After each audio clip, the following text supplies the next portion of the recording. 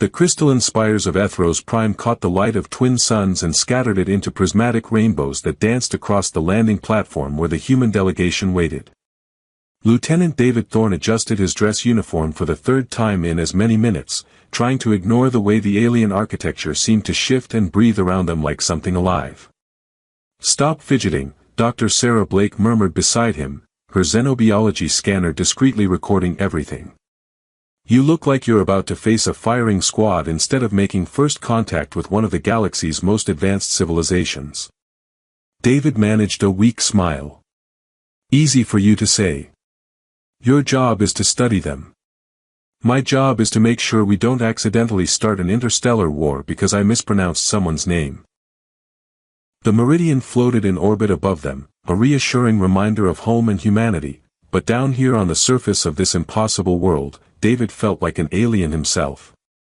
The very air seemed to hum with energy, and the ground beneath their feet was some kind of living crystal that pulsed with soft bioluminescence. "Incoming transmission," his comm unit announced in its annoyingly cheerful voice. "Queen Zaratiel's procession is approaching the landing platform." David's heart did something complicated in his chest.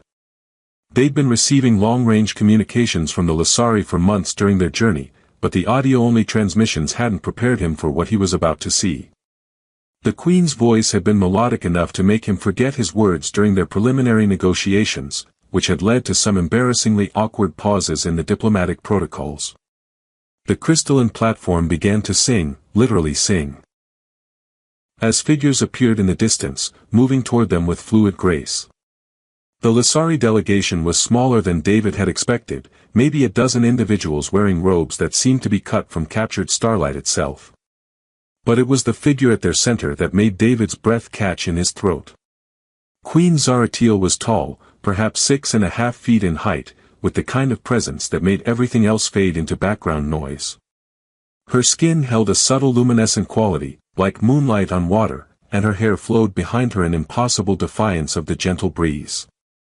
The pointed ears that marked her as alien were elegant rather than strange, and when she moved, it was with the kind of unconscious grace that spoke of centuries of life and experience. "Holy stars," Captain Elena Vasquez breathed through the comm, "the intelligence reports didn't mention she'd be so beautiful," David finished, then immediately regretted speaking aloud. "Dar." Blake shot him a sharp look. "Professional, Lieutenant. Remember why we're here." But as Queen Zaratiel approached, David found professionalism increasingly difficult to maintain. Her eyes, a shade of violet that had no Earth equivalent, seemed to take in everything at once, cataloging details with the kind of intelligence that made him feel simultaneously insignificant and oddly hopeful.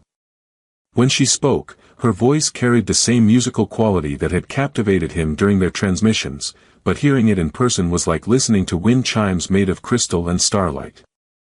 "Welcome to Ethros Prime, children of Earth," she said, the universal translator rendering her words in perfect standard while preserving the underlying melody of her native language. "I am Queen Zaratiel of the Third Constellation, guardian of the Crystal Throne, and speaker for the Lasari people." Dar. Blake stepped forward to deliver humanity's formal response, a carefully crafted speech about mutual understanding and peaceful cooperation. David tried to focus on his duties, monitoring communication frequencies, watching for any signs of deception or hidden agendas, but he kept finding his attention drawn back to the Queen herself. She listened to Dr. Blake's words with genuine interest, occasionally tilting her head in a gesture that struck David as endearingly curious. When the formal introductions concluded, she surprised everyone by stepping closer to the human delegation, her violet eyes moving from person to person as if memorizing faces. "Lieutenant Thorne," she said, and David nearly jumped out of his skin when she addressed him directly. "Your preliminary communication suggested you have questions about our crystalline technology. Would you be interested in a demonstration?" David glanced at Dr. Blake, who nodded encouragingly. "Yes, Your Majesty. We're particularly curious about how your people integrate organic and inorganic systems." Queen Zaratiel smiled, and David felt something warm unfold in his chest. She raised one graceful hand, and the crystal platform beneath their feet began to change. What had been a simple landing area transformed into an intricate garden of living crystal, complete with flowing fountains and delicate sculptures that seemed to grow from the ground itself. "We do not build," she explained as the transformation continued around them. "We cultivate. Our technology grows from intention and harmony rather than force and assembly." David watched in fascination as crystal flowers bloomed at the Queen's gesture, their petals chiming softly in harmonious notes. "It's incredible. How do you control it?" "Control is the wrong concept," Queen Zaratil replied, moving to touch one of the crystal blossoms. "We partner with the living systems of our world. They respond to our intentions because we have learned to listen to theirs." The demonstration continued as they walked toward the Capitol spires, with the Queen patiently answering David's increasingly technical questions about resonance frequencies and crystalline matrices. Dr. Blake documented everything with scientific precision, but David found himself more interested in the way Queen Zaratil's face lit up when discussing her people's achievements. "You seem genuinely curious about our methods," the Queen observed as they entered the main palace complex. "Most species approach our technology as something to be acquired rather than understood." "Understanding usually comes first," David replied. "At least, that's how I approach new systems. You can't really use something effectively until you know how it thinks." Queen Zaratil paused mid-step, turning to look at him with an expression of surprise. "How it thinks? That is a very Lasari way of describing technology." David felt heat rise in his cheeks. "I guess I've always thought of complex systems as having personalities of their own. Probably sounds pretty primitive to you." "On the contrary," the Queen said softly. "It sounds refreshingly wise." The Crystal Palace shuddered around them as another explosion echoed through the spires above. David pressed himself against the translucent wall beside Queen Zaratil, trying to process how their peaceful diplomatic mission had deteriorated into urban warfare in the span of 6 hours. "The purists have been planning this for cycles," Zaratil explained, her luminescent skin flickering with agitation as energy discharges lit up the corridors above them. "They believe contact with other species will dilute our essence, corrupt our crystalline harmony." David checked his sidearm's power cell and winced at the reading. "Any chance they'll listen to reason?" "They stopped listening to reason when they decided assassination was preferable to debate," the Queen replied grimly. "The question now is whether we can reach the central command chamber before they lock down the entire city." They moved through the lower tunnels of the palace complex, following passages that Zaratil claimed hadn't been used in decades. The walls here were older, their crystal formations more organic and wild than the precisely cultivated architecture above. David's military training kept him alert for threats, but he found himself stealing glances at his companion as they navigated the maze-like corridors. "Your Majesty," he began, then stopped. "Actually, what should I call you?" The formal titles seemed pretty ridiculous under the circumstances. Zaratil's laugh was like wind chimes in a gentle breeze. "Zara will suffice. We are, as you humans say, well beyond the need for ceremony." "Zara," David repeated, testing the name. It felt natural on his tongue, like something he'd been meant to say. "Can I ask you something? Why did you really invite humans to Ethros Prime? I mean, your people have been isolated for thousands of years. What changed?" They paused at an intersection while Zara consulted what appeared to be a living map growing on the tunnel wall. "Isolation breeds stagnation," she said after a moment. "My people are ancient, David. We have achieved much, but we have also become static. Your species brings chaos, unpredictability, growth. Things we have forgotten how to create for ourselves." David nodded, understanding more than she might have expected. "Like how you're moving through these tunnels. You know them perfectly because you've had centuries to explore every passage. But I bet you haven't actually explored anything new in decades." Zara turned to look at him with surprise. "That is, remarkably perceptive. Military intelligence training," David said with a self-deprecating grin. "We're taught to look for patterns, motivations, the things people don't say out loud. They continued deeper into the crystal labyrinth, their conversation flowing with surprising ease despite the circumstances. David learned that Zara had been queen for over 200 years, inheriting the throne when she was barely considered an adult by Lasari standards. The weight of leading an entire civilization had shaped her into someone who rarely spoke without considering the political implications of every word. "What about you?" she asked as they navigated a particularly narrow passage. "What drives a human to leave his home world and venture into the unknown?" David considered the question while helping Zara climb over a section where the tunnel had partially collapsed. "Curiosity, mostly. I grew up on Luna Colony, spent my childhood looking up at Earth and wondering what else was out there among the stars. When the first alien signals were detected, I knew I had to be part of First Contact. And now that you have made contact." Zara's voice held a note of something David couldn't quite identify. "Are we what you expected?" David paused, struck by the genuine vulnerability in her question. "You're more," he said quietly. "More complex, more beautiful, more real than anything I imagined." They emerged from the tunnels into a vast chamber carved from a single massive crystal, its faceted walls reflecting their movements in infinite variations. Bioluminescent formations provided soft lighting, and the air hummed with the same energy David had noticed on the surface. "This is the heart chamber," Zara explained, moving to a central dais where crystalline formations grew in intricate spirals. "From here, we can access the city's defensive systems, assuming the purists haven't already changed the harmonic frequencies." David watched as she placed her hands on the crystal formations, her skin beginning to glow more brightly as she interfaced with the ancient technology. "Is it working?" "The systems are responding, but slowly," Zara replied, her voice strained with concentration. "The purists have introduced discordant frequencies. I need to find the right resonance to override their interference."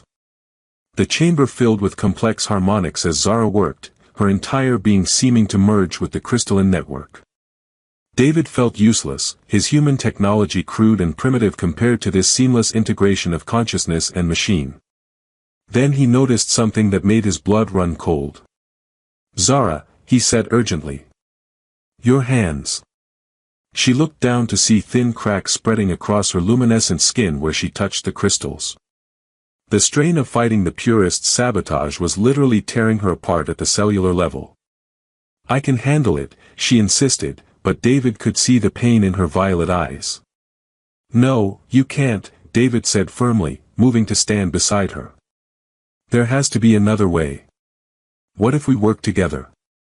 My communications equipment might be able to filter the interference while you handle the deeper harmonics." Zara stared at him in amazement.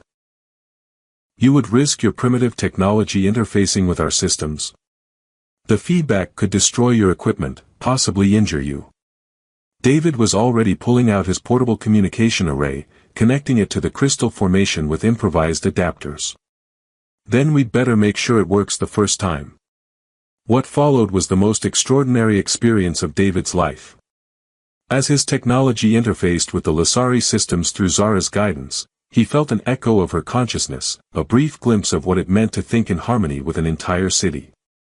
Together, they managed to isolate and neutralize the purists' interference, restoring power to the defensive systems just as explosions began echoing from the upper levels.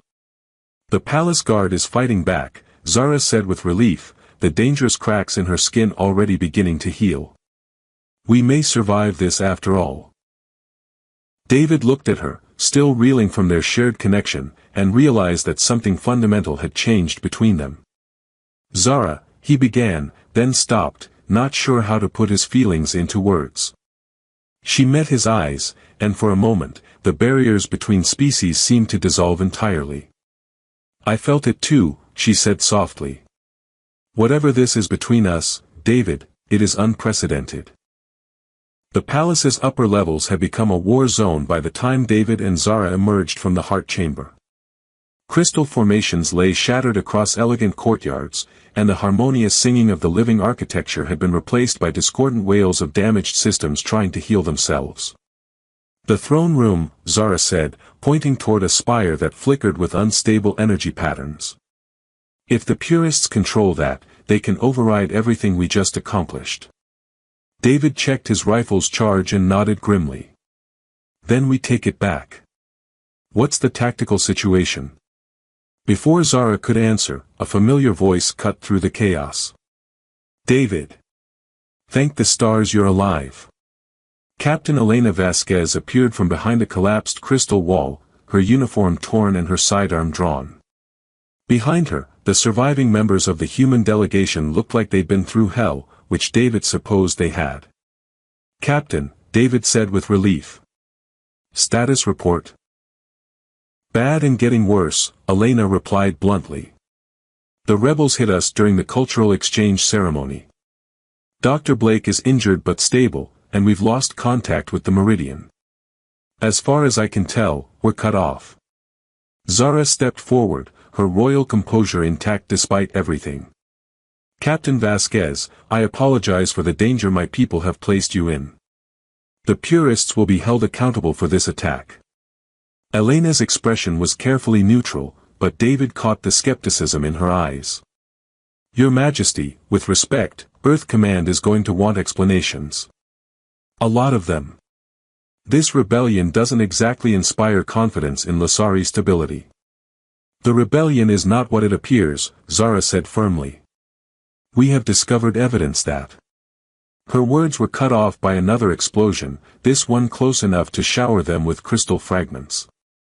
Through the smoke and debris, figures in dark robes emerged, carrying weapons that hummed with malevolent energy. Purists, Zara breathed, then raised her voice. You dare defile the palace of your ancestors. The lead rebel removed his hood, revealing a face that might once have been handsome but was now twisted with fanaticism. The palace was defiled the moment you invited these aliens within its walls, false queen. The Lasari will be pure again, even if we must wash the crystals clean with blood. David stepped protectively in front of Zara, his rifle trained on the rebel leader. Big talk from someone hiding behind a mask. Why don't you explain why you're so afraid of a little cultural exchange? The rebel laughed coldly. Cultural exchange? You fool. This was never about culture. The humans seek to harvest our technology, to strip mine our worlds for their own expansion. And she, he pointed accusingly at Zara, is too blinded by alien charm to see the truth. That's not, David began, but Elena's sharp voice cut him off. Actually, she said slowly, how would you know what humans want?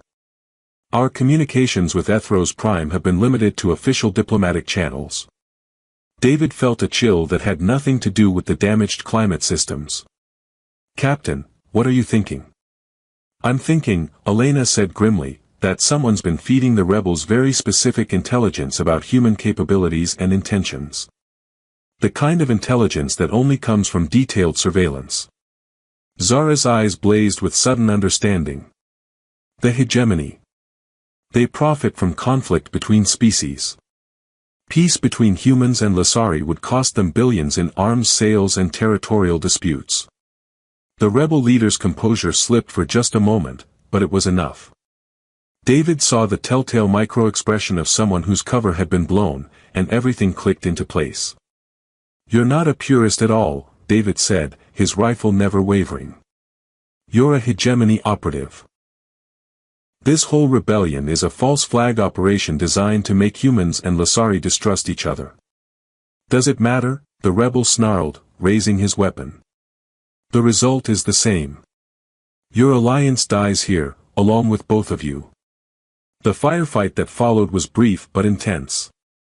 David's military training served him well as he coordinated with Elena and the other humans, but it was Zara who turned the tide. Her mastery of the palace's crystal systems allowed her to reshape the battlefield itself, creating cover for her allies and traps for their enemies. When the smoke cleared, the fake rebels lay unconscious, stunned by crystalline formations that had erupted from the floor to entangle them. David found himself standing close enough to Zara to see the strain in her violet eyes, the way her luminescent skin flickered with exhaustion.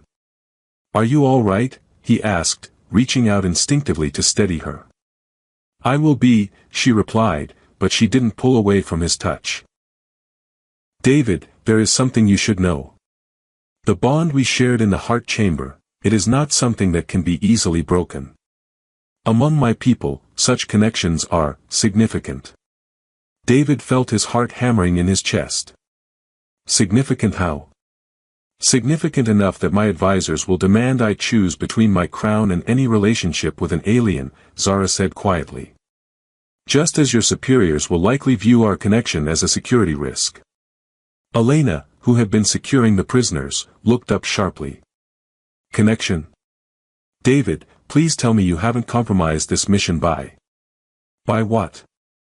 David asked, his voice harder than he'd intended. "By caring about someone? By seeing past species barriers to the person underneath? By falling in love with an alien queen," Elena replied bluntly. "Because that's what this is, isn't it?" David opened his mouth to deny it, then stopped. The truth was there in Zara's eyes, in the way she looked at him like he was something precious and impossible. The truth was in his own racing heart, in the way her presence made everything else seem less important. "Yes," he said quietly. "I think it is." Zara's smile was radiant enough to light up the damaged chamber. "Then you should also know," she said, her voice carrying clearly in the sudden silence, "that the feeling is entirely mutual." Elena stared at them both like they'd lost their minds. "Oh, this is going to be a fun report to write." In the distance, the sound of approaching reinforcements echoed through the crystal corridors. Both human and Lasari forces were converging on their location, which meant decisions would have to be made soon.